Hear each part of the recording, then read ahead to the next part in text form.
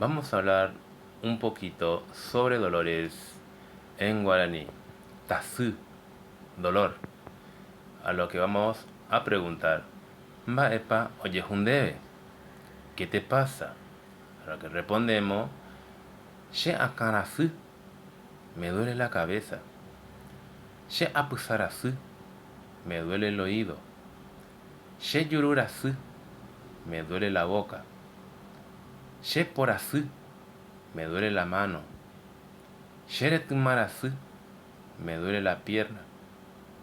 She purasu. Me duele el pie. She ahorasu. Me duele la garganta.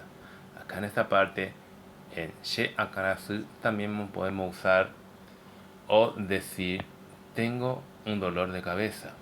She akarasu. Tengo un dolor de cabeza. O me duele la cabeza. Los dos significaría lo mismo. Muchas gracias.